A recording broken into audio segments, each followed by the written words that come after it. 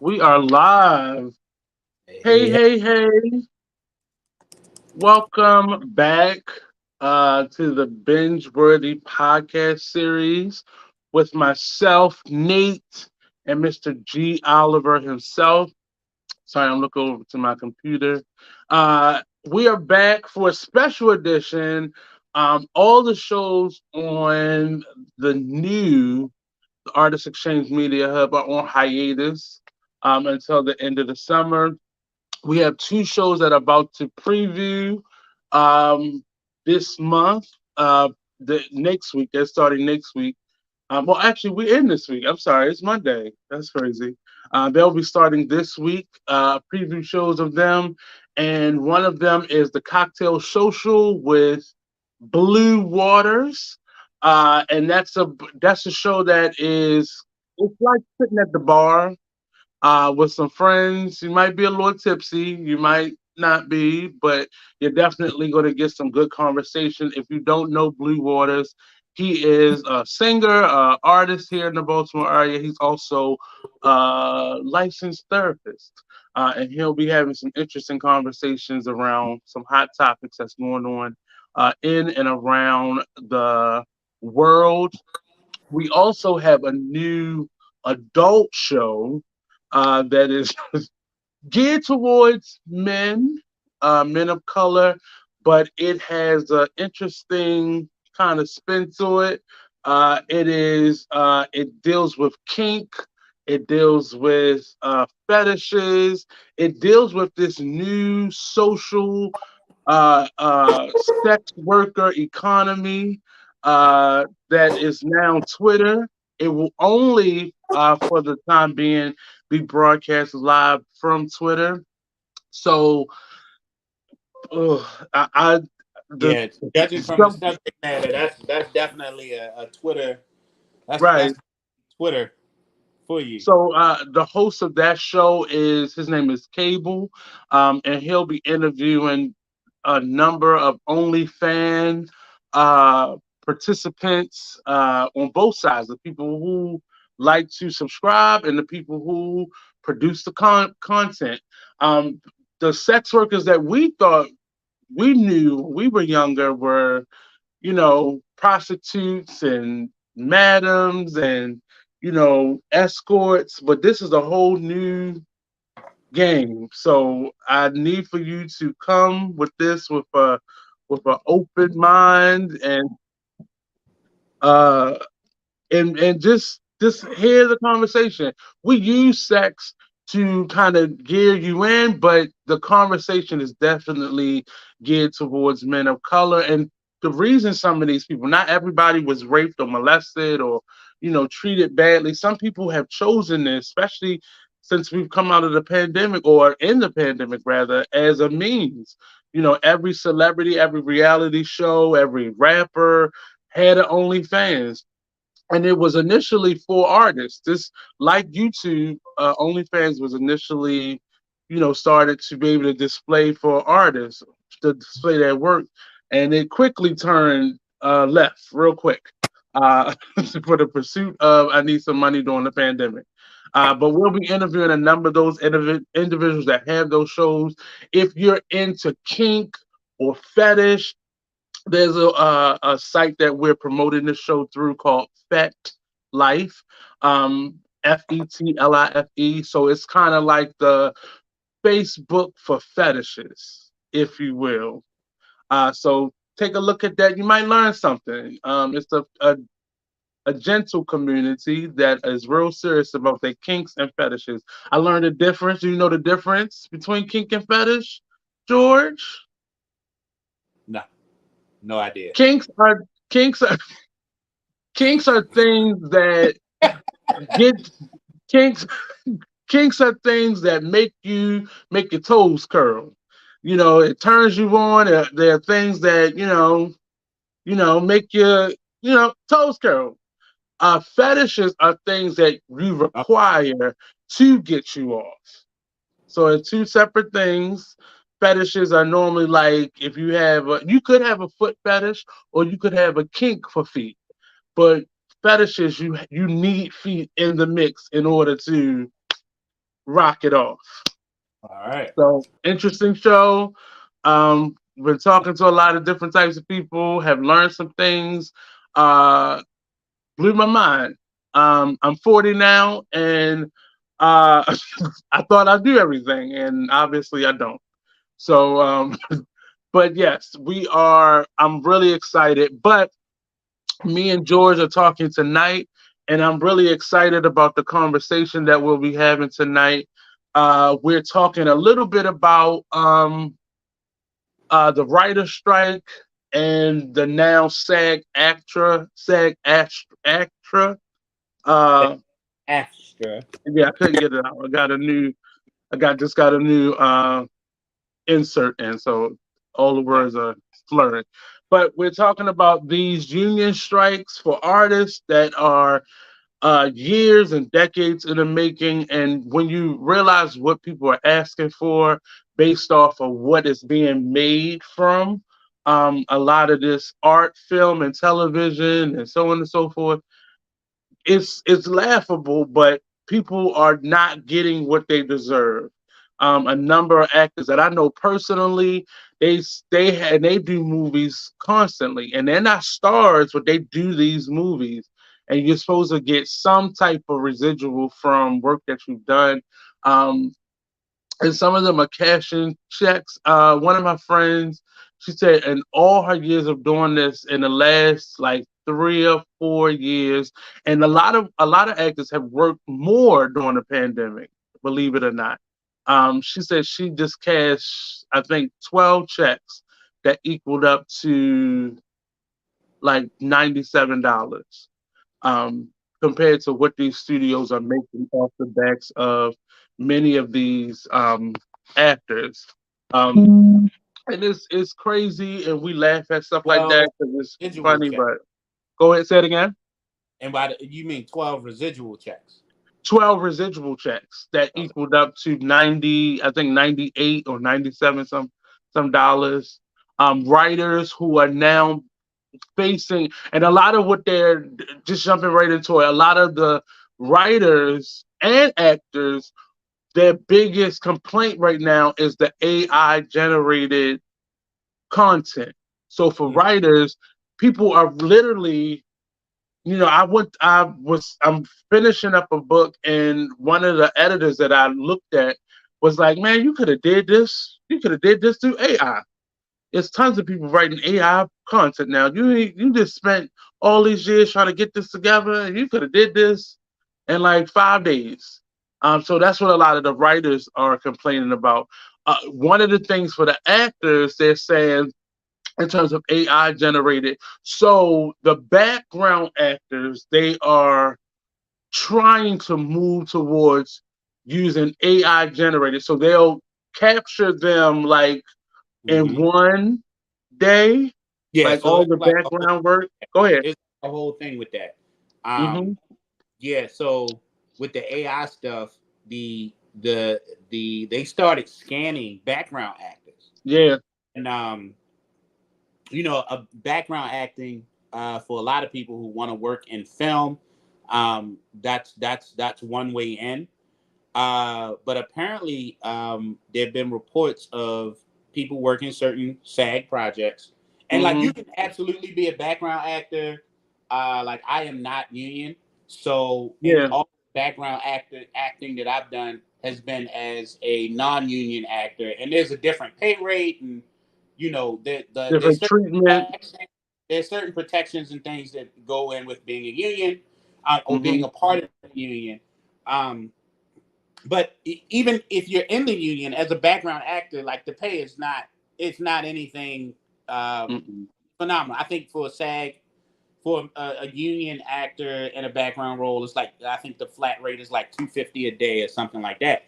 But But you can still over time get your union card. yeah, so back, I remember like back in the day, you had to have a certain amount of like union Hours. hours or credits, what they call credits, and Hmm, then you paid like your membership entry fee, but you had hmm. to have those credits. And I've heard now that it's changed a little bit where you don't need the credits. Anybody can pretty much, if you want to pay the entrance fee to join the union, you can pay the entrance fee to join the union. You don't need like for the theater actors union, you don't have to have all your time I'm up not talking front. about the theater actors one. I'm No, I'm talking just about saying, just in SAG. Yeah. general, because a lot of them kind of changed the So they changed, the and I think the the SAG line. thing, the SAG thing changed with the merger. So there used to Hmm. be two unions, one that represented television actors and one that Right. represented uh, big Movie. screen film Hmm. actors. And then a few years ago, probably longer than a few now, those two unions merged. And I think it Right. was the Screen Actors Guild that had the rule around the credits. And then Hmm. it was something separate or slightly different for the television actors. So they just got rid of it when they merged. So now you can just kind of like buy your way into the union. But regardless of how you get in, like background acting is for a lot of people, it's your first introduction to like set life, like what goes on Yeah. set. You can get really comfortable with like no understanding the process of filmmaking and how things work just by being a background actor. So fast forward a little bit, now we got AI. And what AI is allowing people to do apparently is that there's been these reports, and a lot of these reports started popping up during this whole union contract debacle. So I take it with a grain of salt. But Hmm.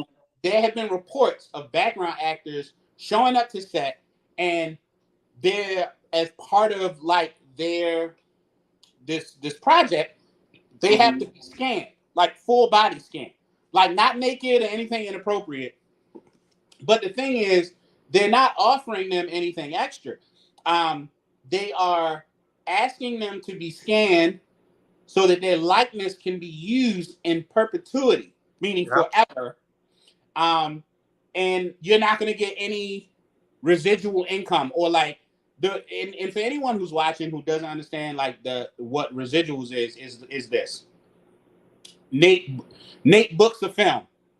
Nate Hmm. is in that film, or Nate is in that film or that show.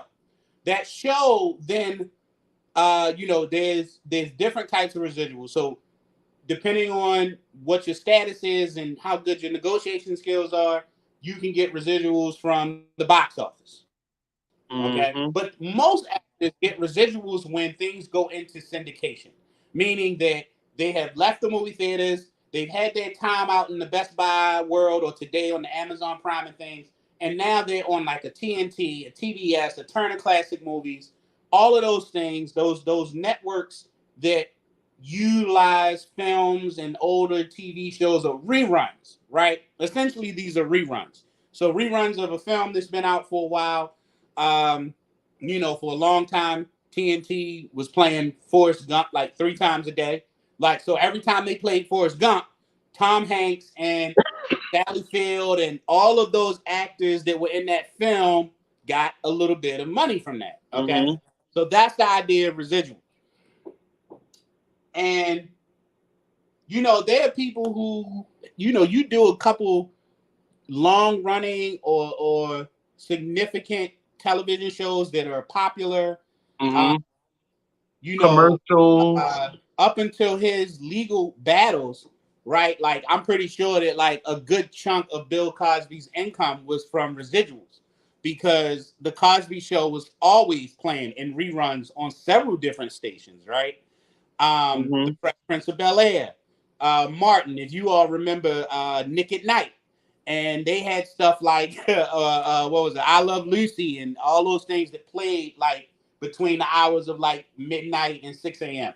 Um, so anytime your project that you're a part of is put out there in the world for viewing, it generates income, and you get a piece of that income. And how much you get depends on like whether you're the star versus a supporting versus just a kind of like what they call a day or a stand-in. Um, Hmm. but the point is that for actors who go through ups and downs of like work, a lot of people depend on those residual checks. Yeah. Um, um, and the problem is that in in the last 20 years, the industry has shifted. Um, and there's a lot now. Most of what we consume is through streaming. It's through Netflix. It's through Hulu. It's through Disney Plus and HBO Max and or Max now. Um, it shows that no longer, right. Like I don't. I have Hulu. I have Netflix, and I pay to not have commercials. And I think that's another interesting point that we need to touch on is that the reason why residuals are so have been so impactful is because of advertising. Mm-hmm. So if I'm Will Smith and the Fresh Prince of Bel Air being this wildly popular show that still holds a lot of popularity today, like the Right. Fresh Prince is on and people will watch it. So Fresh Prince may have been playing on, let's say, UPN, right? And Mm-hmm. because it was still drawing in numbers of like a good number of people, advertisers might pay top dollar to have their products featured in that time slot that the Fresh Prince of Bel Air is playing, right? And the more popular the show, the more people are watching, the more money the network can charge for that particular time slot. Right. And all that money comes in, and then pieces of it go out to Will Smith and the writers of that show and the directors of that show. So everybody, and every time it's played, you get a little bit more and a little bit more. So every so often you get a check, and they vary in how much they are because shows vary in popularity. How often they're in syndication after they're or in rerun after their syndication run is over. Um, but for a lot of people, that's a big chunk of income. So now we're in the streaming age. Well, most people are paying for hundreds, even thousands of titles and catalogs and projects. You're paying like a $6.99 subscription a month, $10.99, $9, $10 here. The money just doesn't add. We know that, and this is what the studios are saying, that the money from the subscriptions doesn't add up to enough for them to pay the same in residuals. That's Mm. that's their big thing. Um, so as we moved over to streaming, what's happened is people's residual checks are just they're horrible. They're bad. Another report that I saw. It is not. It's not Uh, even gas money no more. It's let me pay this toll. Let me pay this yeah. meter money. That's what it is. So like you said, your friend got 12 checks that totaled Like um, 90. It was like 98. Like less he than was a showing it hundred to bucks. you. It was. Less than a hundred Mhm. bucks. So like I don't know if that's 12 checks from one project or if it's 12 checks It was across It was multiple multiple projects he had worked or on. over multiple projects. Mm-hmm. So like that's bad. That's bad. Especially when you have actors and writers and producers and other people in the industry out there who go through the same ebbs and flows with the work, but Mm-hmm. can rely on the residuals from like something that was really popular that may still be in syndication somewhere. And those checks Mm-hmm. could literally like pay your rent, make sure pay at least make sure that your all of your basics are covered, right? Right. You're still looking for Allegedly. the next ongoing project, but yeah, so we're at this precipice now where there's a problem. So Yeah. the writers went on strike in May, and a big part of that was residuals. Although it was not just residuals.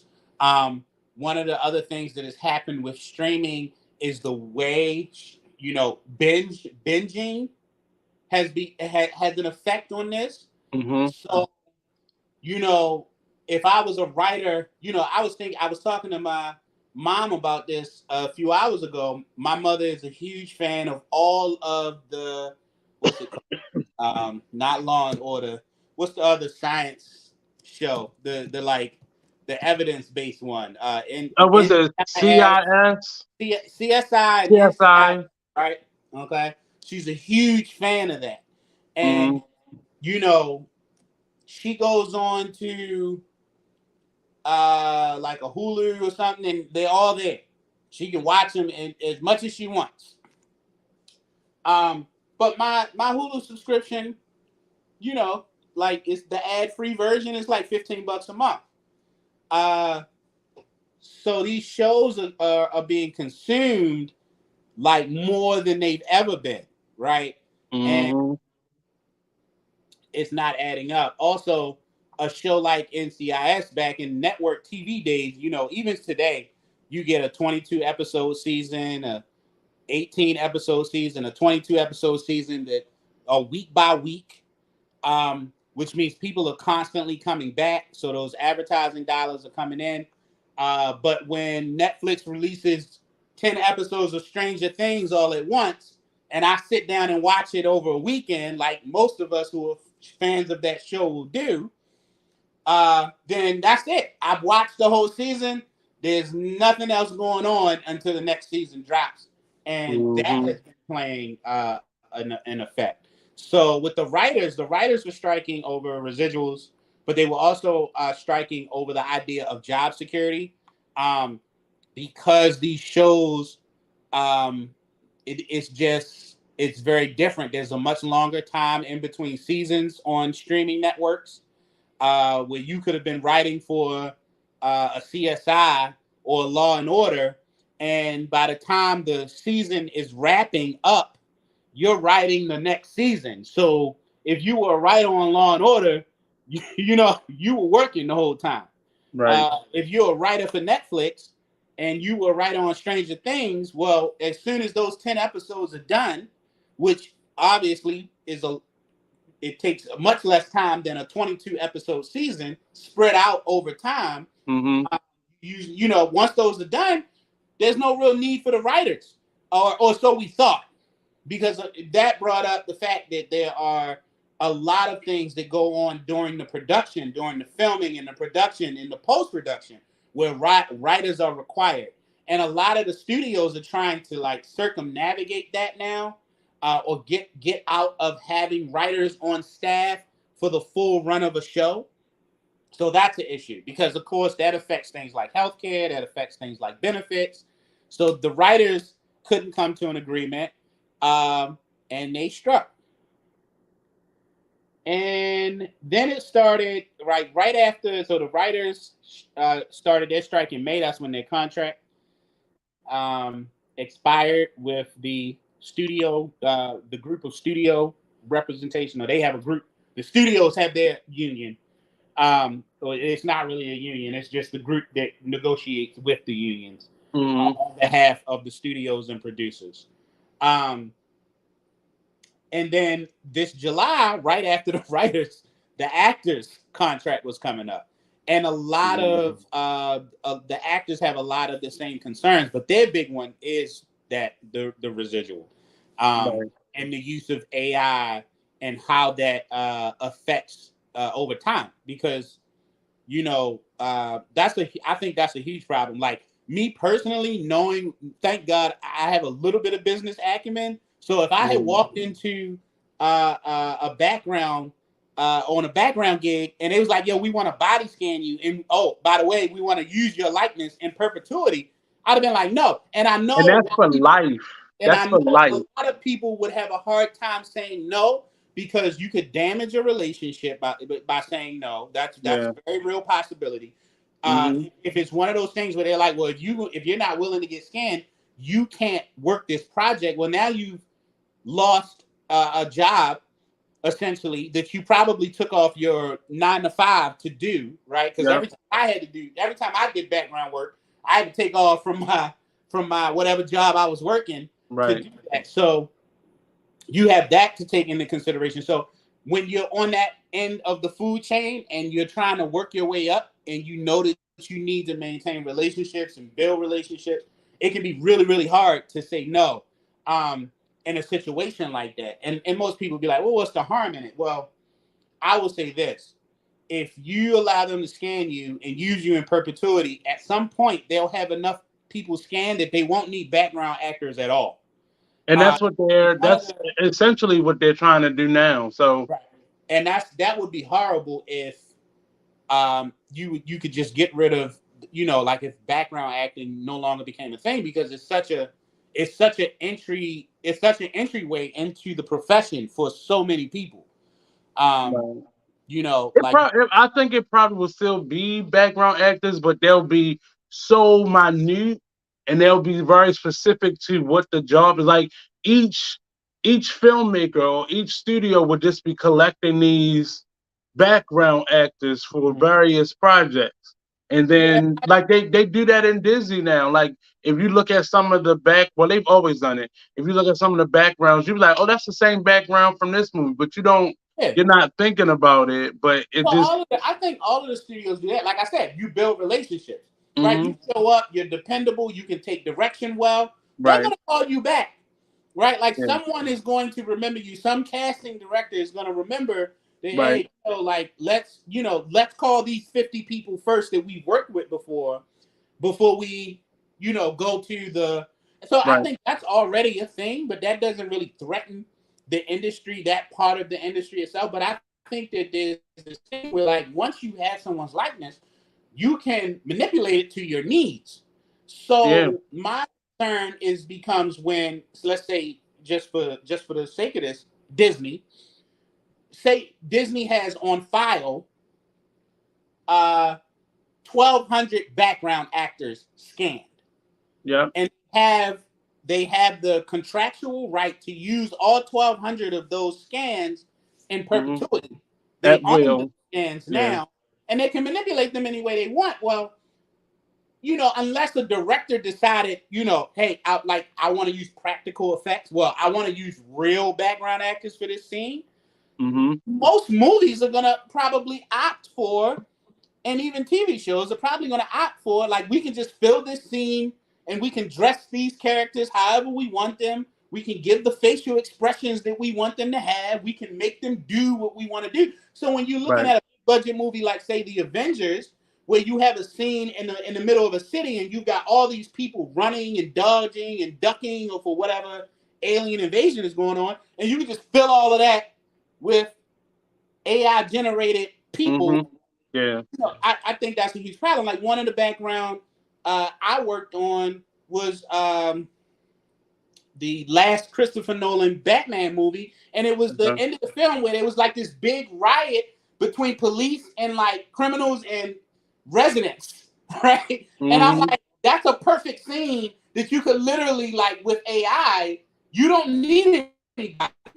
You could just you got a bunch of scans. You 500 cops, 500 city residents, 500 escapees from the prison. You know what I'm saying? And then you just got hmm your back. You got your principal actors working against a green screen, and then you just add all those people in post. right. And You it know? makes, I mean, for them, it makes financial sense. But often there are a lot of other elements in terms of why people choose to be back. Some people have a career in background Background acting. Like acting, that's what right? they do because it allows them to still work. It still allows them to be like getting a lot of those credits. It allows a lot of them to still get union benefits like healthcare, and a lot of them have already been accusing the system, and why a lot of them are choosing to do it now because a lot of them have not made enough money because of all this new streaming, because of Mhm. a lot of these to even get credit to say cash in on their health insurance. So there's a lot of things that people are doing this for, and I typically I've seen unions in non-creative atmospheres, and I did not like them because they're very manipulative. Mhm. But in this, and when you're talking about Screen Actors Guild and a lot of the arts and film and entertainment unions, it's a little bit different than say if you work at a factory. Mhm. The benefits are a little bit different in terms of what you get, but you are required to work a certain amount of work in order to get your benefits. That is Yeah. a lot different from say you know the union that I knew that were based in factories and workplace environments or teachers unions. You're not Mhm. required to work a certain amount of hours in the entertainment world, especially film and television, you're required to work a certain amount of time in order to get the benefits or be able to pull the benefits. And this is going to drastically change. If you're not the star or you're not the first 10 people on the call sheet, Mhm. you're not going to be able to afford health insurance or those things. And these are people And that's passion workers. already a thing. Right. That's already a thing. Uh, Hmm. I But disagree it's with going to be you a little worse bit now. about the artist unions being different. I think all unions pretty much operate the exact same way. I think Mm, I think it's unfair because like what here's the thing. I used to have a problem with unions as well. Especially working in education. When I first started working in education, I think I didn't really view like the teachers union all that well, right? Like I thought right. I my perception was that oh y'all just getting over. But then I remember about 10 years ago, I had a really like my dad was a union organizer, and I did not know that. Like Hmm. this was like his life before I was born, and I must have made it like I remember making some type of snarky comment about unions, and my dad kind of lit into me a little bit, and he really explained to me like the purpose of the unions, which, and then he gave me some things to look at, like he gave me some reading assignments to go back and kind of look at the history of like unions, right? And it really Hmm. did change my whole perspective. Like unions exist to make sure that their members get the best deal possible. And what I have realized Hmm.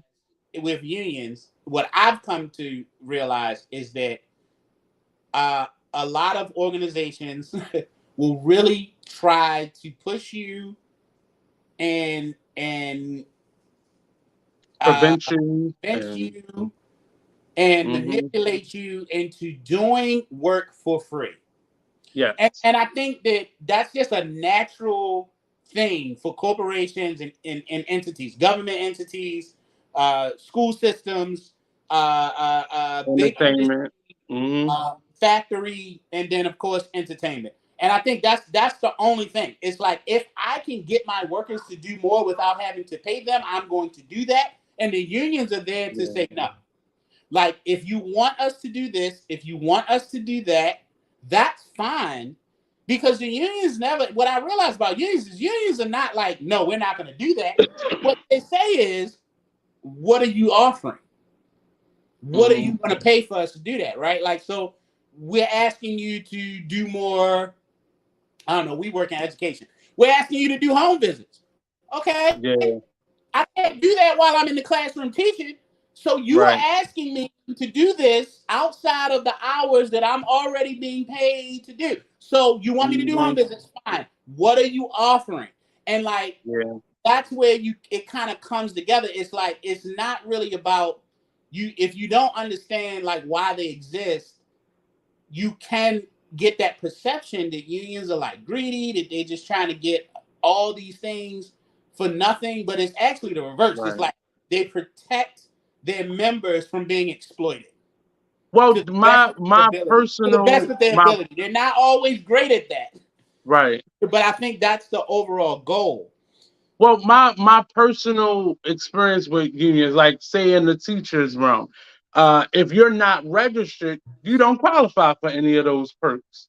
But often you're doing the same amount of work because, like you said, those corporations, those entities, whether it be the school industry, the arts and entertainment, whatever, they have found a way to usurp those rules and be able to get people to do the most for the least. Mm-hmm.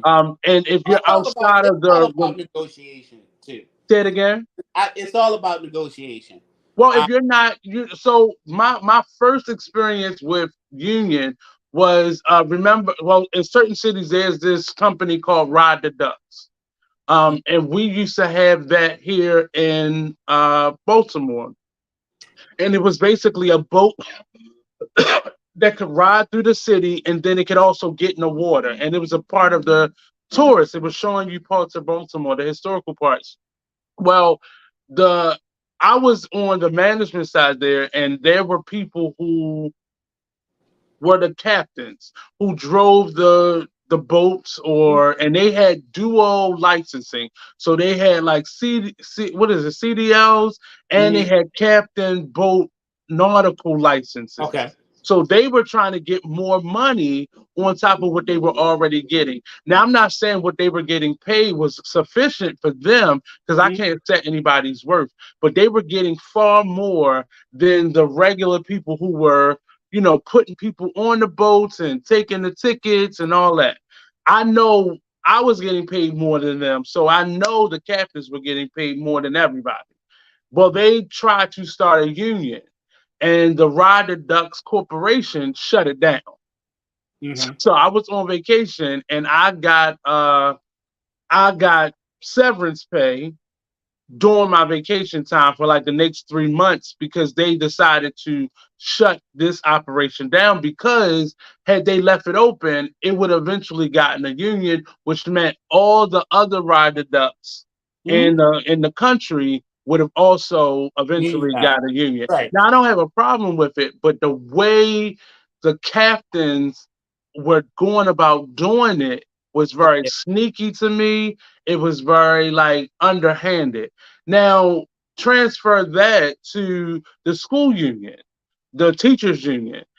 Is a Mm-hmm. kind of a different animal, but it's along the same lines. And like you said, the premise of all unions is to make sure that people are safe, people are getting quality pay for what they're doing, and people are protected from simply getting fired or getting reprimanded for things they that is not within their scope of work. Mm-hmm. But on the other side, like in the arts and entertainment, the unions, like SAG union, has allowed for children labor laws. There's also so for children labor laws, they can only work a certain amount of hours continuously in a day. What in terms of the pay that they get, for children actors, a portion of their pay has to go into like almost like a trust fund, Mm-hmm. for them to get it. And then when they get a certain age, they can get the rest of their money.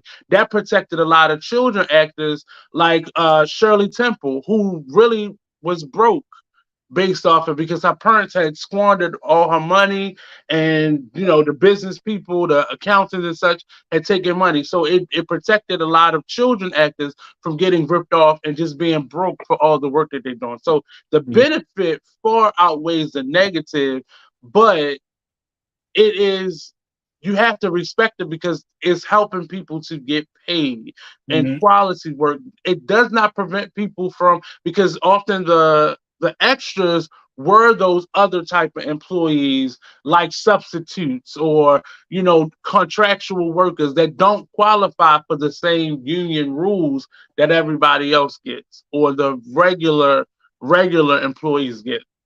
So I would wish that people weren't being so greedy, because if you realize how much these corporations, entertainment companies were actually making off the back of people, like there are people who are still getting paid for Roseanne, the old episodes, for the Mm-hmm. Cosby Show, Yeah. If it stays that in syndication, they get paid. right, but some of those actors aren't getting paid, or they're getting paid so much little Mm-hmm. based on, and compared to like the director or the producers of those companies are getting paid millions of dollars still, Right. and Right. Right. and it's people like my friend that's getting a check for 48 cents. And I'm not comparing the amount of work they've done, but often those actors have done far more work than Mm-hmm. those studio heads who just basically signed off and greenlit that project. But Right. it's crazy that we're even having these conversations, and I'm concerned because what is the fall lineup gonna look like? What, Well, a bunch of reality shows, soap like operas, and game remember shows. the last writer's strike is what gave rise to reality TV, like the onslaught Hmm. of reality TV, like Right. Keeping Up with the Kardashians started in 2007 amidst the writer's strike. And when you think about, like, if you think about 2006, 2007, 2008, and all of your favorite uh all of your currently like favorite, your Real Housewives, your Hmm. everything that wasn't like Big Brother, like it all started there because Yep. that last writer strike lasted like 9 months. And this was before we were all into streaming and stuff, so it got real scarce on TV. We started seeing a lot of reruns, Right. and reality A TV. lot of game shows A lot of game coming shows, back. like reality TV and game shows, stepped in to fill that void, and it might end up happening again because I don't know if you heard about this, but while the actors were still negotiating or in negotiations before their contract deadline, which actually got extended. They actually came to an agreement to Hmm. extend the deadline for the actors. Um, an article came out that essentially said that the studio's strategy with the writers was basically to starve them out.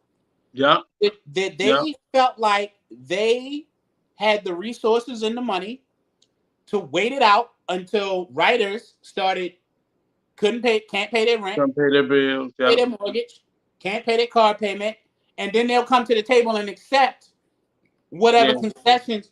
And I'll tell you this: it was an Thanks article. for that insider knowledge because That that's the article, only way that article was able to get written. I think that when this is all over and said and done, I think the studios are gonna slap themselves for allowing that to come out like it did. Um, Yeah. because I don't know And about you, that's for the most part, that's always the higher up strategy. We just go starve them out. Eventually, they gonna have to work. and Eventually, they gonna I have don't to. disagree with that, but hearing that from the horse's mouth, like that Hmm. someone actually verbalized that in a setting where it ended up in an article, Right. um, and then something about the way the article was written, I was all I was kind of wondering if they were even behind it, like let's let them know right up front this is what our strategy is. I think that. I don't think they would have let that because that just Well, I don't know, man, because yeah. these days, corporations are slowly, depending on how you look at it, in my opinion, they are slowly becoming a little bit bolder and more, just kind of like upfront in a lot of cases with like their viewpoint. They're starting to argue their viewpoints more, As right? if Um, as if they're right. yeah, yeah, exactly. Hmm. Um, and So yeah, man. But I do believe because that put a bad taste in my mouth, and Yeah. I watching this from afar. Like I am not a SAG member, right? I don't have no skin in this game right now. But I've seriously sat and thought like which streaming network I'm gonna cancel first if this goes on too long, because at some Hmm. point, like I'm starting to look at this as like the quintessential fight with like corporations and like just regular everyday people. And one thing Right. that our viewers need to understand is that like a lot of people look at this, and we've seen some reporting about these greedy actors who make all this money anyway. Bro, there are 170,000 members in the Screen Actors in SAG after, Yeah. and 3% of that 3% of that 170,000 are your Tom Cruises and your Denzel Washingtons and your Viola Davises and your Tom Hanks and all of those stars that you immediately recognize either name or you see their faces or you run out to see their movies. They make up 3% Hmm. of that 170,000 where they're making $5 million a picture, $10 million a picture, Yeah. 20 million. All those people you hear about, the $20 million, the Holly Berries and all that, the Keanu Reeves, they make up 3% of the union. And they're Okay, going to be okay that in this. means Not, I'm not counting people money because they right, still have to pay people, but they're going to be okay. It's going to be right. the They're gonna be like average go on everyday for a year or actor. two, and they'll be most of them will be okay. Not all of them, because some of them probably burn through more cash than others, but that's perspective. The point is But it the and vast what I mean, coming off of the pandemic, many of them suffered through that. Even majority. though, like I said, many of them worked more because of all the other projects that was going on or being created. But Right. again, a lot of them are coming off of, "Whew, I just got caught my second Yeah. win from the pandemic. Let me, jump into this," and now they're back at this space. So it's gonna look horrible for the industry to allow Hmm. this to go on beyond like the end of this year. Yeah. So 97% of that of actors in that union, Hmm. um, they are they make $60,000 a year, Hmm. $100,000 a year, 150, $200,000 a year. They have families, all of these things like regular people. Um, these are the people that you probably like recognize every now Hmm. and then.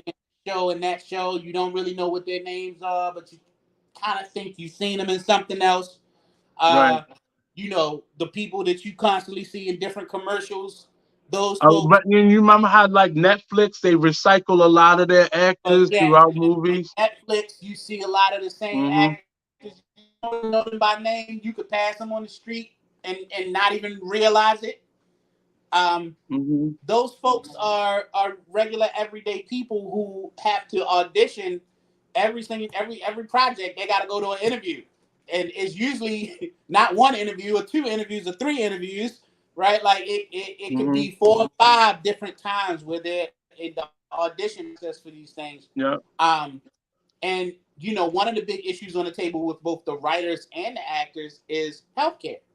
And in order to Yeah. qualify under the union provided health care, you have to make Right. $26,000 a year or more. Yeah. And these things that they're trying to implement, that the actors want, that the writers want, are going to better ensure that they have a better chance in this new landscape of meeting that requirement. Right. Because under the current structure, a lot of them aren't. So this idea that because as an actor, I used to always get frustrated with people when you tell them, yeah, I'm in theater. I want to be an actor. Oh, you want to be famous? No, Yeah. there is a huge difference between being a working actor and being a Being famous person. famous. Hmm. A huge difference. Yeah. Uh, Famous people make up like this much of any industry. There are Hmm. thousands of working, and when I say working, I mean that their main source of income is their craft. Musicians Right. and singers and rappers and all types of artists, But I painters mean, I would say because of these who streaming networks, that pool of what fame is has gotten a little bit bigger because we're starting to see the person who would have typically been overlooked now have a space, say on Netflix. The young lady who just well, there's a did lot more the opportunity out there. There's a yeah, lot more opportunity out there. And like I said, if you land on something that becomes wildly popular, right? Like a Stranger right, Things, like all of those young people on Stranger Things are now in the fame right. Or because you not so luck up much and get because a TV show. not because they were like, they've been working here, working there, working there, but that Stranger Things itself was such a phenomenon as a show that Hmm. captured so many people. Um, But then once Stranger Things is over, you know what I mean? Like they're going back to working. Like Or they fighting, going to the next project. competing for the next project, just like Hmm. everybody else. And that's not always guaranteed. Like how many times have we seen someone in something wildly popular, and then we don't see them again for a while?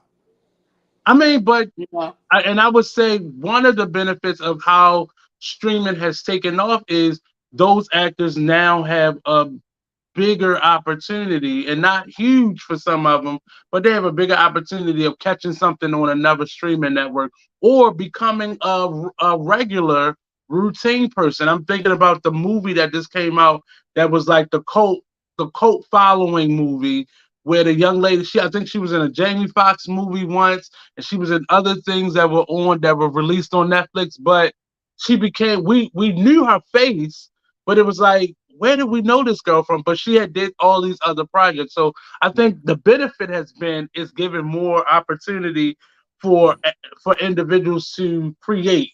The Yeah. Lisa Ray's, I said the Lisa Ray, what's her name? Issa Rae, like the Mm-hmm. Issa Raes of the world, to Oh, create Issa Rae. new projects.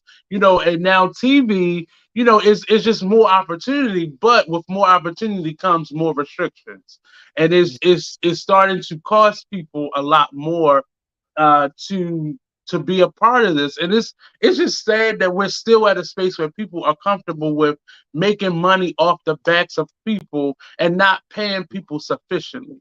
Mm-hmm. On another show that we were doing, we had a Well, I think topic the of. bigger problem is like Mhm, who, you know, I think part of the issue is like who's deciding the pay. yeah, And I can be yeah, honest with you, like in jobs that I've worked, that's one of my biggest issues. It's like the person who is deciding, like, is not the person in the role. no, And they're not even asking us. and they're not a part of that decision And making. it's crazy when you think about an organization and you want to pull the best out of people. Right, And right, I think in any industry there's a number that is probably a little bit ridiculous, right? But then there right, are probably numbers that could be realistically discussed, right? So that when your person shows up to do the job that you pay them to do, you right. know that they're comfortable, that they're satisfied, and that means that they're more than likely going to get their best work. Like it's so crazy to me that we choose as a society instead of trying to find that common price, that instead of trying to find the price that we can meet on that makes everybody happy, Yeah. our society decides that because I know that if you don't have a job, your life is going to be in shambles. Mm, That's the perspective that we come from when it comes to right. price negotiation in the regular world. And I just think that's crazy because it's not sustainable. And that's why you see businesses, in my opinion, that's why you see companies come and go and businesses like crumble and fall because They don't know you how to have get over workers that are only like if you treat people like that, then what happens is you create an environment where the only reason I'm even showing up is because of that. Because if I don't show up, I won't be able to pay my bills.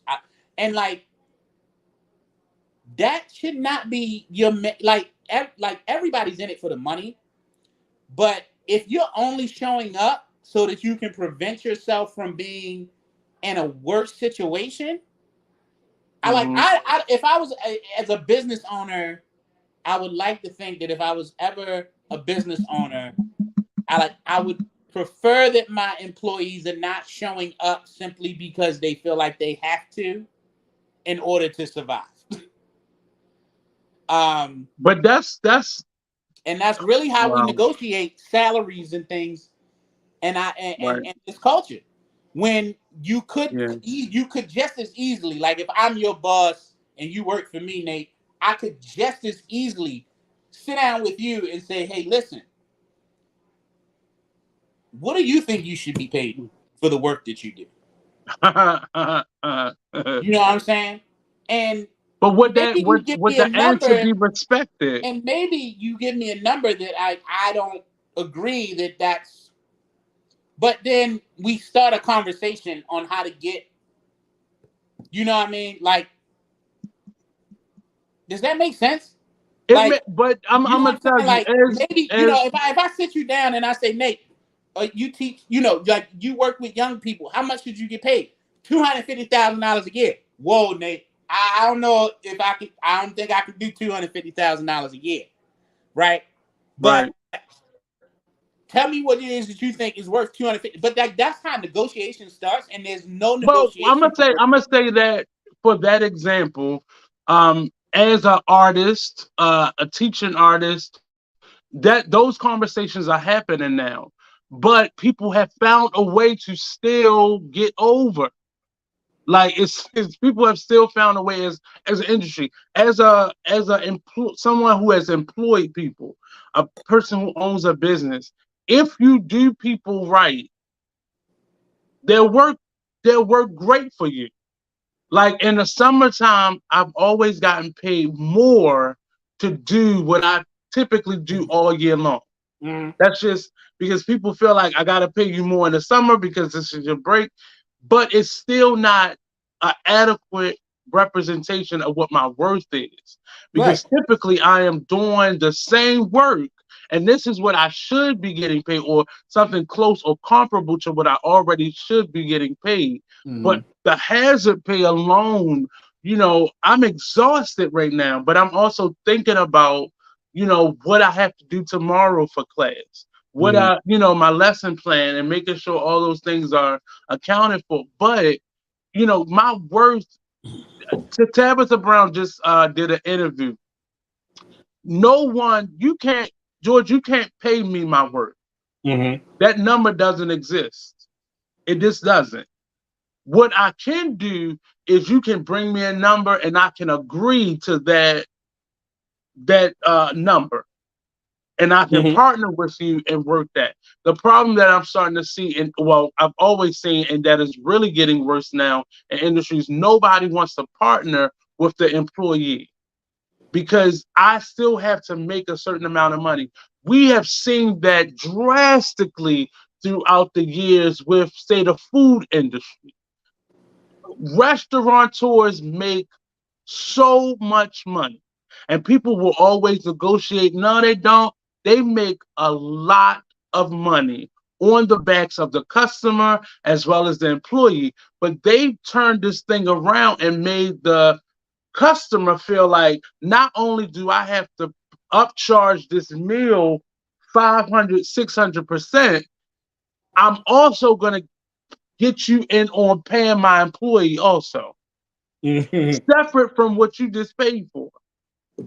So that one meal that you pay will pay for 10 to 20 other meals for somebody else in terms of the supplies that Mm-hmm. one meal that this table has bought will now afford me the supplies to be able to now the next 20 people are basically free to us because you just bought the supplies for what they just ate. So they make money if they're doing it right, if they're getting over right, they're making money hand over fist. Mm-hmm. And we have to get rid of that system of, well, if you're doing things the right way, you're going to be broke.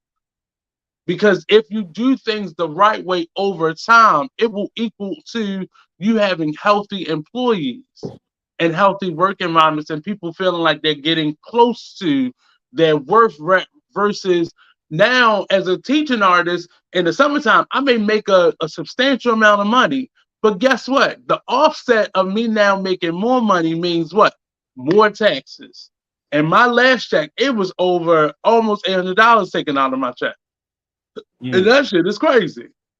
Mm-hmm. Because that's a payment. That's a rental or mortgage payment right there. Right. So you're balancing my worth with I really need this job.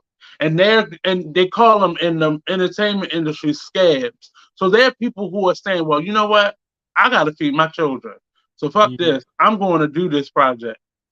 I'm Mm-hmm. across this picket line, and they're gonna, they're gonna leverage being able to work again because people are not gonna want to hire them because they crossed the picket line. But this is scary to me that we're still having this conversation, and I see it as a means that it does affect you and people like me or any other type of performance artist because if they get away with this, they're not going to need me anymore. And the way that a lot of people, typically how a lot of people break into the industry is because they've done years of background work, Mm. or they've been discovered and given lines because they were a background actor and they just Mhm. was available that moment, and now they're one of the stars on that film or TV show.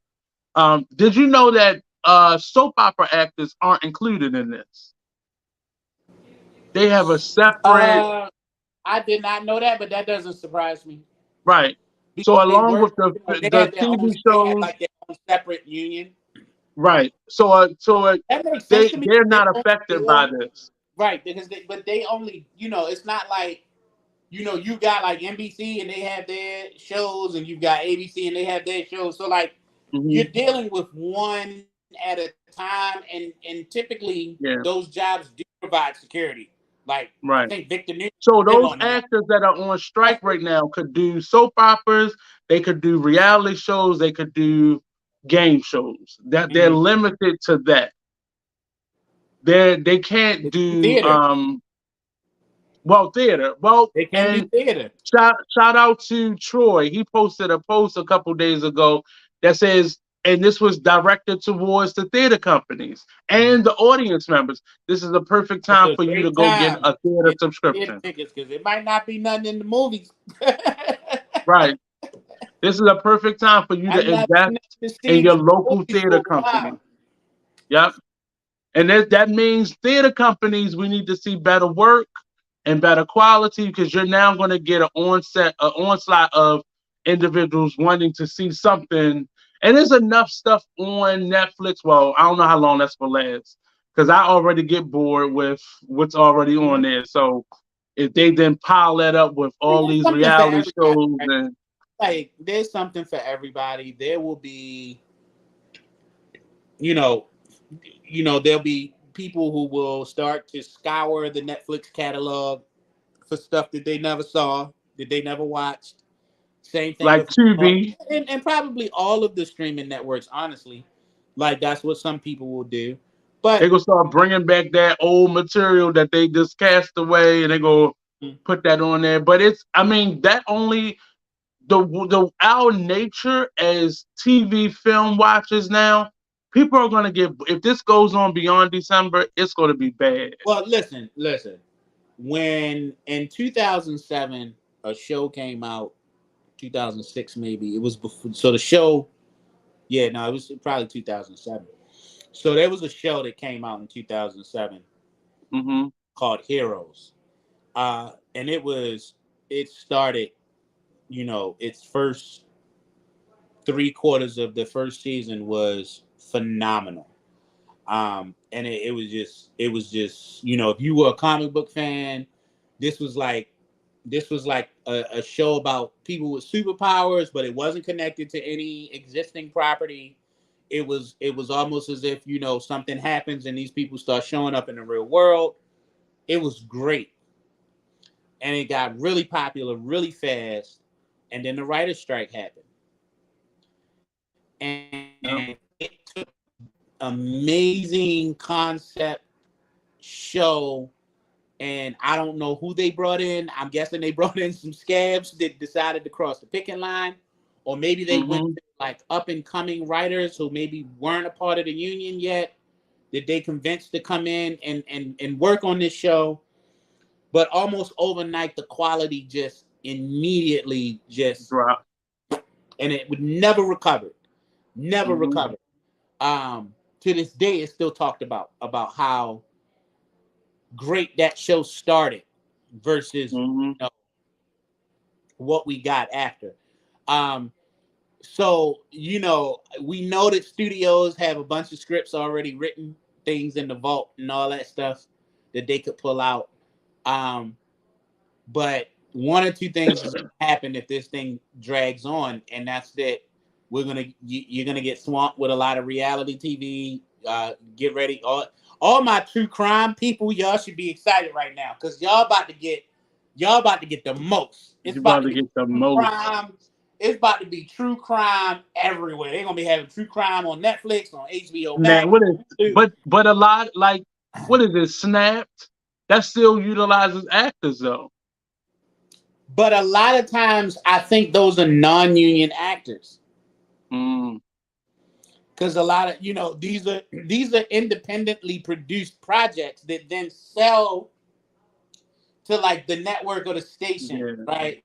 It's not really a lot of studio involvement in those. Now, I would say that those types of documentaries where they have the characterizations or the dramatizations to them, uh, right. yeah, like Snapped. I don't think you would be considered like I don't think you would I don't think you would get yourself in trouble with the union if you did one of those shows, right? Um, I think that's really just for Yeah, but sad we can't have like project. Denzel Washington coming down to do an No, no, episode no. of Snap. I'm not talking about established actors. I'm talking about Right. like your up and coming actors, like the people that they Yeah. use now, right? Like most of the people in those shows are people who are breaking into the industry. Um, Right. so, but actually, because they don't, you could see like a big name actor come down. Because I think that would be really interesting to see some like well known folks like in the stories. Uh, Right. that actually Angela Bassett playing a that detective or that might something. that might be very interesting to see.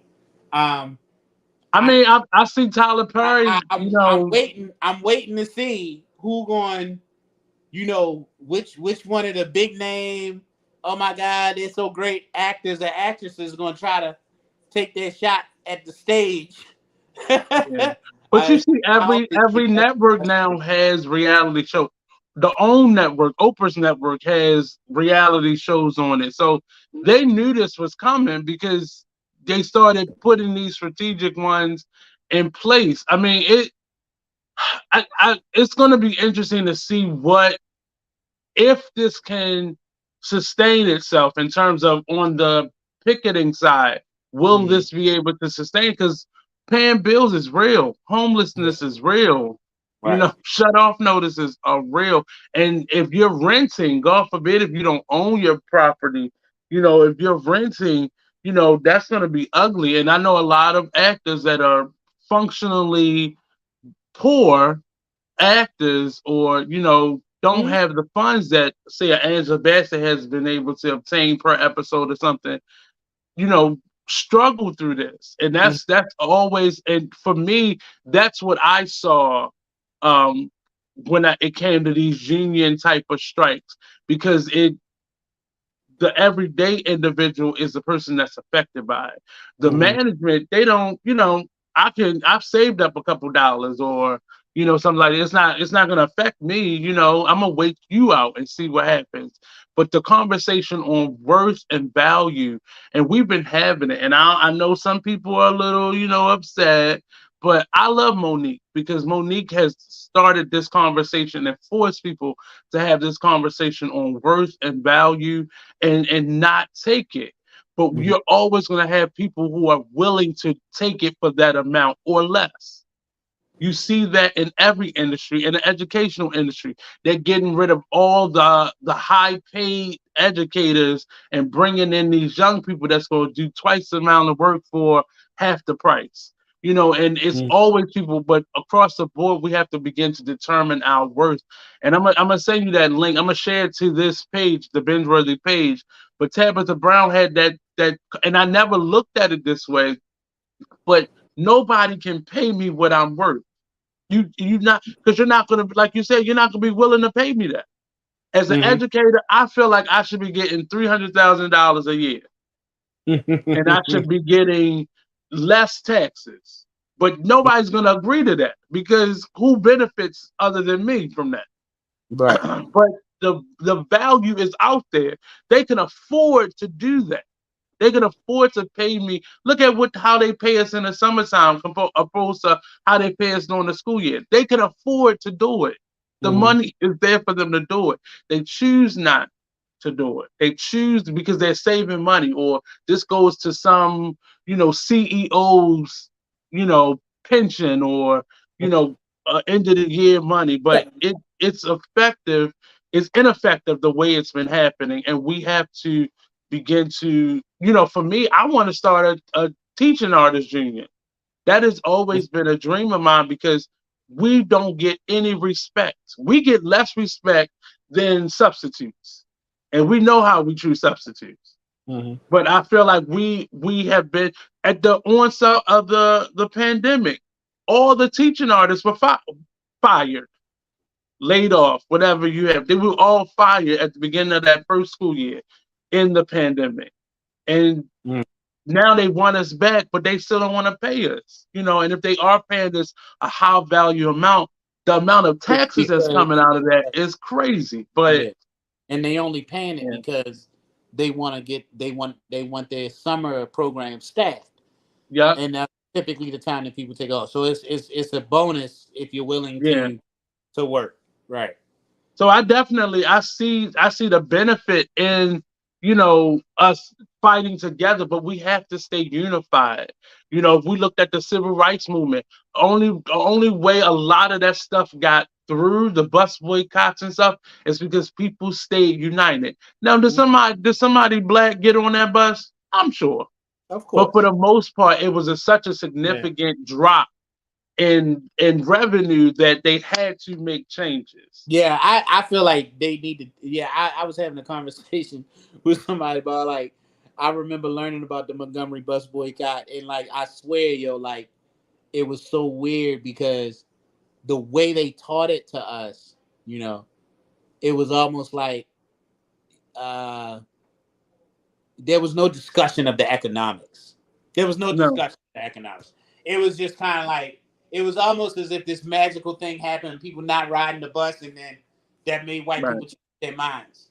You know what I'm saying? And then you get older and you kind of learn more about what it really and like they almost bankrupted the Montgomery Bus Company. You know what I mean? Like it literally almost went under. They didn't they Yeah. didn't change They course nearly because of bankrupt that change system. of heart. Like it was a business decision. Like black people stopped riding the bus, and the bus company almost went under. Like it Yeah. literally almost ceased to exist. Um. So yeah, They like they I nearly hope it broke goes. that. So like, just Yeah. to wrap up, what do you think? What do you think the outcome is going to be?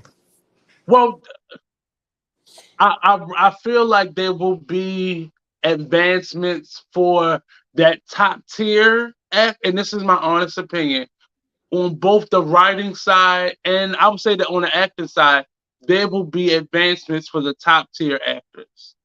And the result of this, as it always is, it trickles down to the lesser known actors or the lesser known writers having to pay the price for what now is the standard for the top 10%. And that happens across the board. What I want to see is the profit margin being shared more. Mm, Or you don't have to make $1 billion this year, Sony. CEO Sony, you don't have to make $1 billion.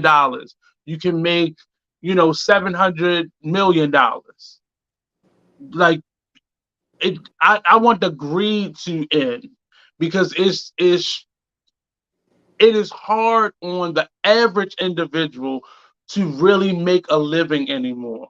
It really is because mm. they're telling us supply and demand. So the price of everything is going up. And yeah, people's pay has gone up significantly, but I'm not being able to do any more than I did this time 5 years ago. Yeah, but Now also because everything is like raised up, everything people's is pay still really the same. I can't people's live pay off really has of not gone nothing. up. People's pay really hasn't gone up, and it hasn't because if you're not keeping up with inflation, then it's not going up. What I'm saying, So like on paper, it is people are so getting paid yes, more, but yes. we're paying less people. We're paying less people now. Pay has gone up because we're paying less people. So the optics of what that looks like, with I AI and don't know all if of we're this. paying less. Are you talking specifically about this issue or just across the board? I mean, this across the board. But even with actors are starting to say like Tyler Perry is paying people more than they've ever gotten paid before. So people are getting paid more, but in order for him to do that, who is suffering, who's Mhm. not getting paid their worth or close to their worth or their value. Mhm. Who's not getting that because Taraji P. Henson has been given $1 million for the first time ever. You know, and I'm not bashing Taraji because she deserves it, but who is not getting something because where the Mhm. optics are saying, "Hey, look what we're doing for these actors," but who's suffering at the end of the day? It's still a Mhm. group of people that make up the majority that are getting less So because ultimately, this what person is getting more. you think that there's going to be concessions that really will just benefit like that 3% that we I talked feel like about? they're going to be forced to. I've Mhm. never, I mean, I think they said the last writer's strike was a couple years ago, but in terms of actors striking, it's been quite some time. Mhm. And it's been even more time when writers and actors came together to do this. Well, So it, the last time I think that the writers and the actors are going to make out. I mhm, think they're going to hold out, yeah. and I think they're going to call the school. I think they're going to call the studios bluff, and I think ultimately the studios are going to cave because But ultimately and I think the studios know that the money is there. mhm, Money is there. Um. So and it's in their pockets. just to give you That's where it's at. just to give you some perspective, right? The last time the writers and the actors were on strike at the same time Mhm, was 1980 mhm. or maybe a little It earlier than was that. like it was like the early '80s, late '70s. Yeah, Ronald Reagan was the president of the Screen Actors Guild at the time. Mhm. And that's where your residuals come from. Yeah. That's what they got the last time that they struck. Now, to your point, I think there is something to be said, although I have a difference of opinion about it, but I think I think ultimately you're right because your more established, well-known actors are who are going to get the larger residual Yeah. check. I think that's how it should be, as long as it's fair as it trickles down. I guess is my point. And that's where that I think that's where Because I the mean, tricky spot. if I'm like third, fifth, sixth supporting actor in a film with like Mhm. Denzel Washington, I can't realistically sit there and say, Denzel Washington, who is virtually in every scene, and I should get the same residual that he gets. So Right. I think that discrepancy based on like experience and stature as far as like, where you are in the production hierarchy is always going to exist. But the truth is, there are people who get residual checks. Like, Will Smith probably gets a residual check. He probably gets several for the Fresh Prince of Bel Air because he had a Mhm. creating and producing it. So he probably gets a residual check for that. I'm pretty sure that he had a hand in the writing as well. So he probably gets a check for that. And then Mhm. as an actor, the lead in the show itself, he gets a check Right. for that. And now So he's the executive producer of the spinoff but what or the what I reboot of it. right. So then there's that. But what I think people need to understand is that Biggie Small's daughter probably gets a pretty significant check every so often, right? From the Mhm. episode that her father was on. Yeah. And I think that's where we have to remember the focus is that your residual check doesn't have to be $1 million, but it can't be 98. Yeah. You know what I'm saying? Like it Right. cannot It shouldn't be be. $98. Yeah. You know what I mean? Like, and I think that's the issue is that For that year. right, exactly. That's what So I'm how saying. many times did that It doesn't have episode play throughout that right. year? It doesn't have to be right. You know what I'm saying? Like, so if that episode played, say, 100 times in a year, the residual check that his estate would get for that Mhm.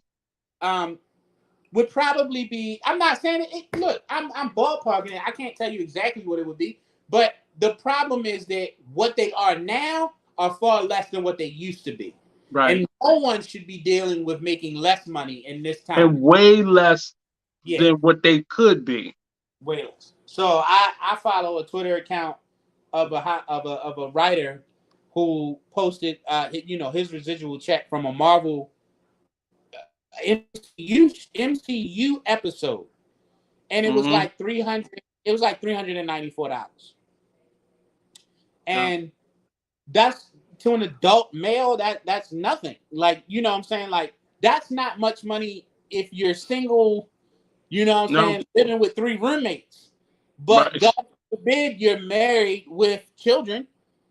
Like, what are you going to do with that $394 check Yeah. And that's why I meant from an like episode? From an episode that you who do wrote, we see affected by this? it Like, was viewed by millions, yeah, millions streamed millions of times. yeah. Just in that That's a one problem. year. That's a problem. And and that's my point is like the people who are affected. So yeah, of course, the top tier actors are going to receive more of the lion's share, but But I think even across they the are getting. board, these people have the same type of expenses. So right now, a lot of them are paying out of their pockets for their assistant, Mhm. for their, not to say that money was magically coming from somewhere else, but Mhm. it's less coming in that's going out. So And I they're think paying out less. their pockets for these various people who also have to get paid from this. So the hairdressers, the talent agent, all those people still are affected by their decision that's oncoming. Mhm. So that's who I think about. I'm not Denzel can be okay probably for the next 5-10 years if he wanted to. It is the people who work under him that I'm concerned about because the moment his money gets short, he can start firing people, Right. and just rehire people at when they need to. But those are the people that are typically adjacent to this union strike that are most affected by it because Yeah. they're not working right now, Mhm. and they're not even gonna get the real they're not gonna get paid more money because they're a lot, they're gonna get the same fee that they was getting before. So those are the people. I mean, I'm worried about everybody, but those are the individuals Mhm. that the extras, the people who do the hair and makeup, craft services. Those are the people who are now like, what am I gonna do? Right. You know, so because this was Right. as much as their But industry you always as got it was food. the actors. Always had food on the film set. You always got makeup artists. You always had Yep. barbers, like Security officers, all that. security They office. all get affected by that. Like this is gonna affect uh whole. It's not just this is the whole industry, and Yeah. everybody who's part of that industry, whether you directly or indirectly or Yep. adjacent, is about Yep. to be affected negatively about this. Yep. But I ultimately think that I think that the actors and the writers are gonna win out. I I'm, think so. I my Uh, hope because I've never seen it disorganized before. So right. I'm Well, I mean, we would have been babies technically the last time this happened. yeah, but Uh, even the last couple writer strikes and such, we well, not I'm saw it not on the really news, but it did the not come last out the way it is now. the last writers' strike. I think was different, but again, they were strike. They were very much by themselves, right? Yeah, It yeah. was just the writer's strike. Uh, but I think back a lot. I've been reading a lot about the strike in the 80s, where essentially Hmm. the same thing happened. Like the writers went on strike, Yep. and pretty much for the same reasons. And it very much seems to mirror what's happening today. It was like, Yeah. y'all making all this money, like y'all can share some of these profits. But Especially, it's the making money off of my work. right, Like you hired me to do this job, but I created this show. I in terms of writing it or acting in the roles, we are the face of this. right. And you still get we don't even know who you are. Nobody would ever know who you are. You know, outside of your name being in the credits for a producer or executive producer, like we don't know who you are if you're not the Will Smith or something. But they're getting the more than the lion's share of the profits of it ongoing. Because Right. the thing with the residuals, the longer a show is in syndication, the less money you get.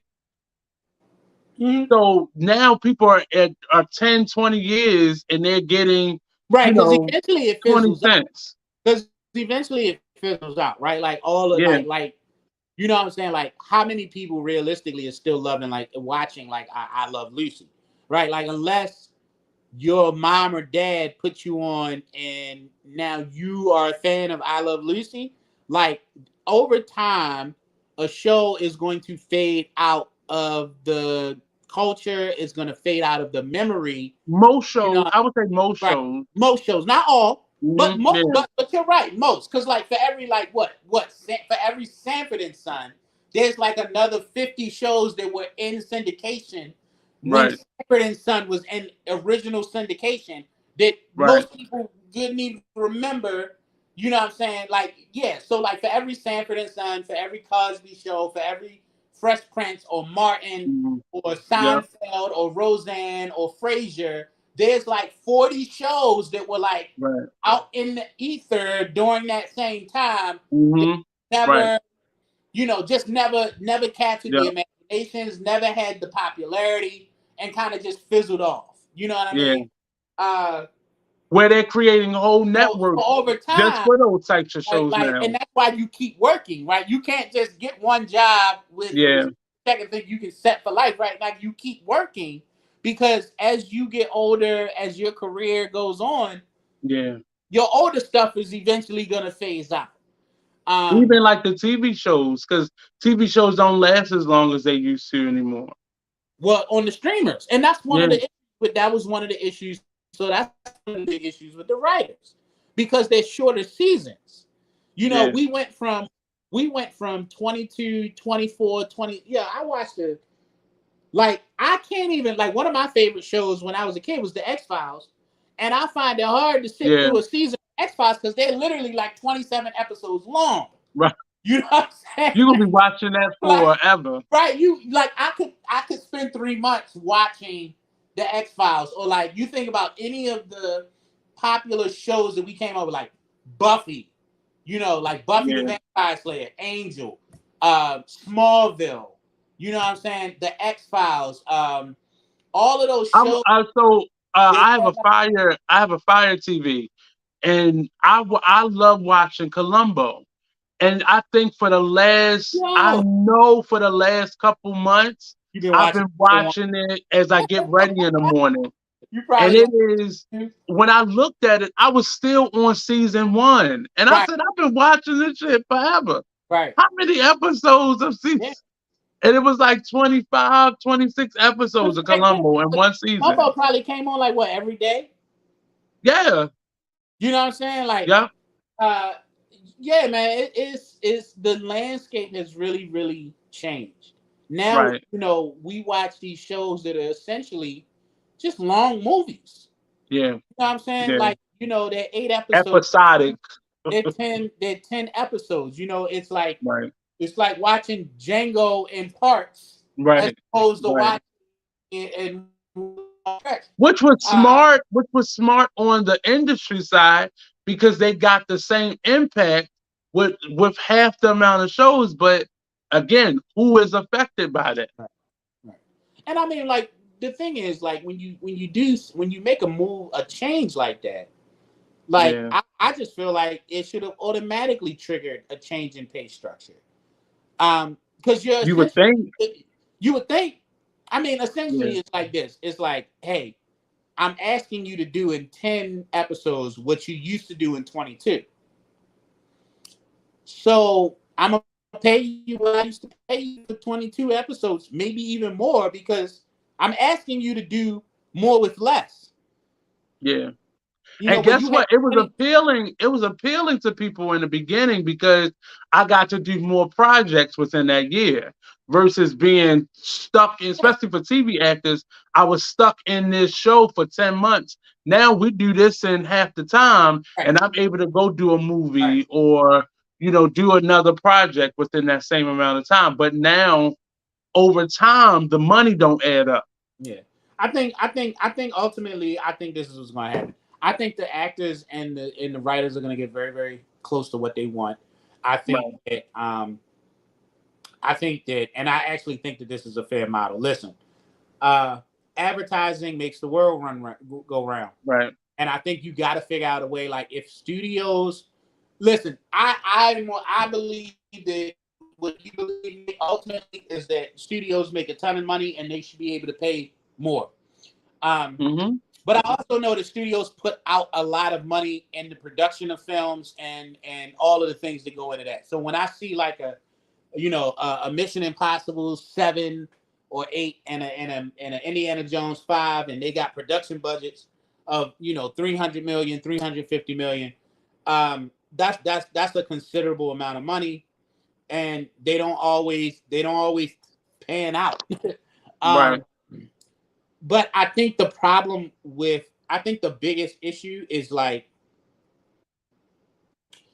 where that revenue comes from to pay people, and it has always been advertising, and I think we just got to go back to that. I think we got to go back Yeah. to that. That you charge a much higher price point for those folks who really don't want advertising, and then Hmm. you pay your $9 a month, but you're gonna get 2 or 3 commercials in the middle of this. You know what I'm saying? And maybe there's a YouTube like feature where maybe you watch one commercial and then you have the option of skipping through the rest or something like that. I don't know, but I do I know, mean, or just watch the commercials. Use them. Go to the bathroom. Go get a bite to or, eat. or just or just watch the commercials. But as much Right. and I hate commercials. I hate commercials. If as long as I can remember, I can't. I hate commercials. But But it's the one of the now oldest I marketing understand strategies ever. impact. Now that I understand the impact, right? Because that's where Mhm. your residual payments come from. That's where Maybe that's they can how, do like when they do on social media with more targeted commercials. yeah, Maybe you can choose exactly. the You type know of what I'm saying? commercials that you watch. All of this stuff is connected, so you should be able Well, to that's a good idea. you should be able to, just like YouTube and everything else. I'm talking in my phone. I'm talking about this. You know, this is my Yeah. favorite brand of T-shirt, and now every time I go to YouTube, this the ad for these T-shirts as if I need it. I don't even need this ad no more because I'm going. This is my T-shirt. This is my Right. T-shirt. But now every time we turn on, I go to watch a YouTube video. One of the ads is for this T-shirt company. Um, yeah. So targeted But ads. if you do it, that's a commercial that you would want to see versus me watching something with maxi pads in it. Like that Right. doesn't Right. benefit Right. me. Yeah. So and I mean I like the funny thing is I don't mind targeted ads so much because honestly like it makes me watch the commercial. Yeah. Yeah. Honestly, like if I gotta watch a commercial, at least knowing that it's gonna be something that I might buy because they And listen. YouTube has started doing that. Like it'll give you an option of what commercial you wanted to watch or something like Yeah, that. yeah. Like There's I usually think that like would be a more button like, consuming are to you people. interested? And you Yeah. can hit no, and then it won't show you that commercial or that type of commercial anymore. But Right. But I but think that would I, be definitely a benefit. ultimately, I actually think that the writers and the actors are gonna hold out because you got to. You kind of gotta hold out now because the studios have already let Yeah. it out. And we going like that's what we gonna do. Like we gonna starve you bitch ass niggas out. So now you kind of gotta stand up to that. But it's on the consumer side now. So we have to begin. We're gonna have to watch them in. Well, that's Every actor gonna have a reality show now. I well, don't want to see but Denzel behind the scenes. I but don't. But also like you know a lot of times I see union issues going on in other industries, and I don't really mhm, feel like there's a whole lot I can do. yeah, This one I really do. I feel like, yo, like I might set a date. If this ain't resolved, like I'm cutting Netflix. Well, maybe not Yeah. Netflix because I think we get that free through our T-Mobile bill. But like Hulu, I pay that when that comes out of my account. Like I might have to cut Hulu for a while. But what if we do it now though?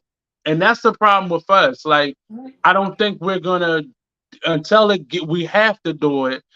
If we did it now, it would speed this up. Well, listen, I ain't calling for no national movement because I just don't think people are. I just don't think people are disciplined enough Right. to really do it. But Unfortunately. me in this particular situation, one, I'm very close to the issue Yeah. because I myself am an actor, and Mm-hmm. then also because of the nature of what I understand the issues are. You know what I mean? Like Hmm. not watching a streamer or starting to cut my subscriptions to stream. You know, it's just one of those things. It's like, if IHOP, did something real left and I was just like, yo, we ain't going to IHOP no more. You know what I mean? Like it's one of those things where I find myself in a position where it's like, I could support this by like not at least not giving them my money since they don't want to take a little chunk of my money and make sure that they paying their people right. Uh, Right. and I actually think this would be a good place to do it because this it's the one area where all of us can kind of have our voices heard in this. Yeah. Um, but I don't really have faith that people would really do it, and I've already seen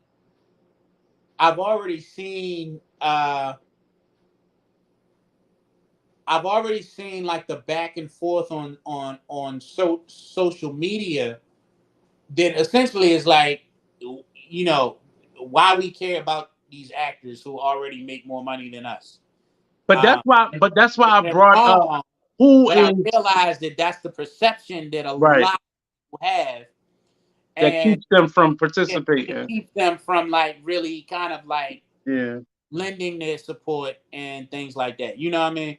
But that's Uh, why I brought up like who is ultimately going to be affected and has been affected. Yeah, we can point out they make millions, but their millions equates to thousands because when they do payroll and taxes, their money starts to look like ours. Not quite, but close. Not quite. So Like the taxes and things like that. Yeah, I get, but the point is that it's just wrong. You yeah, know, it's kind of like it's just wrong.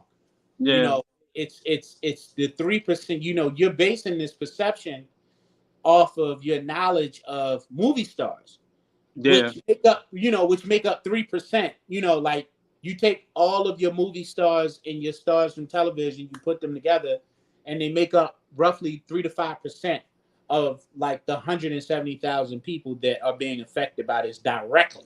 right, That's not even including the hundreds of thousands, the tens to possibly hundreds of thousands of people that are indirectly related and being affected right. or adjacent. So yeah, man, but ultimately, no, I think the writers and the actors are gonna win out.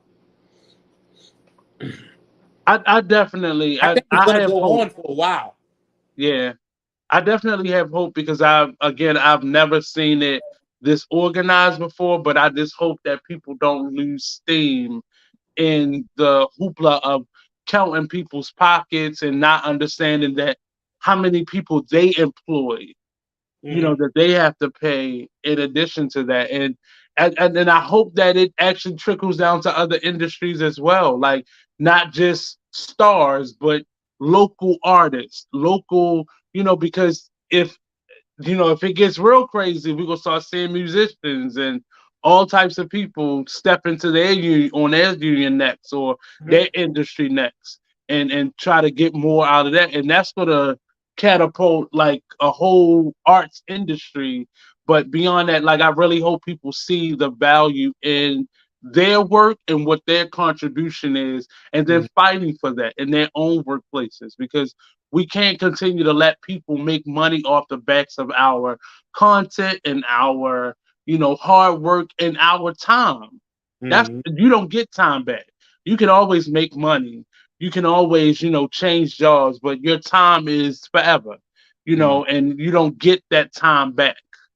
Right. But yeah, I definitely am glad I wanted us to have this conversation because I don't think people understand it on the local level because they don't see how it affects them. But it Mhm. affects the prices of your tickets. It affects the price of your movie ticket, what your Fire TV going to charge you for a subscription. We're going to see this money come back to us, but ultimately we're going to be affected by it.